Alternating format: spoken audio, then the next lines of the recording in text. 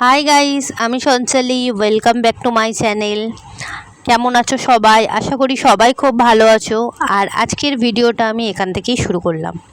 তো ঘড়িতে বাজে 10:15। আর এখন আজকে টিফিন বানিয়েছি ডালিয়ার খিচুড়ি।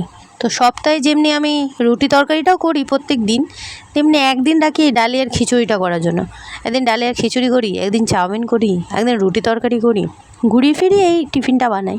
একদিন আপনাদের সাথে শেয়ার করব কীভাবে ডালিয়ার খিচুড়িটা আমি বানাই। হয়ও খুব সুন্দর, ভালো। একটু আলু কেটে দিই, একটু লঙ্কা, আর এটা করি আমি মুসুর ডাল দিই, আর একটু পেঁপে ছিল, একটু পেঁপেও কুচিয়ে দিয়ে দিয়েছি। এতে সবজিটাও খাওয়া হয়ে যায় আর ভালোও লাগে। আর বাইরে আজকে অনেক রোদ উঠেছে, তো ওকে তো খেতে দিয়ে দিয়েছি, এবার নিজে খেয়ে নেবো। নিয়ে এবার দুপুরে রান্নাটা বসিয়ে দেবো। তো মাঝে না ফোনটা চার্জ ছিল না, তাই চার্জে দিয়েছিলাম। আর আমারও টিফিন খাওয়া হয়ে গেছে। আর এইদিকে এই যে রান্নাটা বসিয়ে দিয়েছি দুপুরের। ভাতটা ফুটছে আর ওপরে দিয়েছি একটু উচ্ছেটাও সিদ্ধ হোক ভাতের সাথে।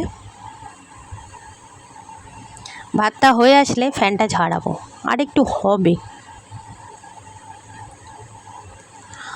আর এখানে কিছু সবজিপাতি একটু কাটবো, ঝিঙে দিয়ে চিংড়ি মাছের তরকারি করব। আর একটু সবজিপাতি লাগবে। তো এই কাটতে কাটতে এই যে আবার দেখছি ভাতটা হয়ে এসছে, নামাবো। আর এখানে এই যে এই মাছটা রান্না করব।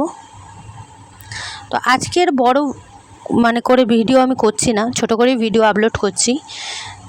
তো এর পরে যে মাছের তরকারি, চিংড়ি মাছের তরকারিটা করেছিলাম, এটা আমি পরের ভিডিওতে আমি আপলোড করে দেবো, তোমরা আমার চ্যানেলে গিয়ে দেখে নিও।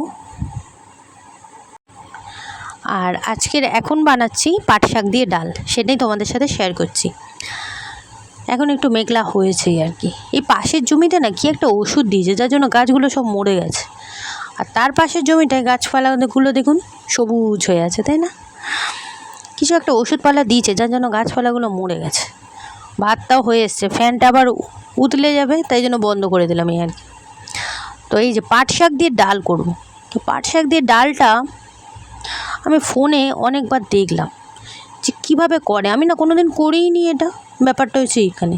কোনো দিন পাট শাক দিয়ে ডালই করিনি। তো বাজারে যাই, দেখি পাট শাকও পাওয়া যায়। তো এই পাট শাকটা একটু কুচিয়ে নিয়েছি। আর এই যে কড়াইটা গরম করে তেলটা দিয়ে একটু গরম করে একটু পেঁয়াজ রসুন ফোড়ন দিয়েছি। দিয়ে বললো পাট শাকটা ভালো করে নাড়াচাড়া দিতে। তো দেখি আজকে ফার্স্ট টাইম করছি, কীরকম হয়। আর বন্ধুরা, তোমাদের যদি আমার ভিডিও ভালো লেগে থাকে, প্লিজ বন্ধুরা চ্যানেলটিকে কিন্তু সাবস্ক্রাইব করে দিও। আর ভালো লাগলে লাইক করো, শেয়ার করো, আর কমেন্ট সেকশানে জানিও কেমন লাগে আমার ভিডিওটা। আর এই যে ডালটা একটু ধুয়ে নিলাম আর কি। তো শাকটা তো একটু নাড়াচাড়া দিচ্ছি, একটু ডালটাও অল্প একটু নাড়াচাড়া দিয়েই জলটা ঢেলে দেবো। আর ওপর দিয়ে না 2টো কাঁচা লঙ্কা দিয়ে দেবো।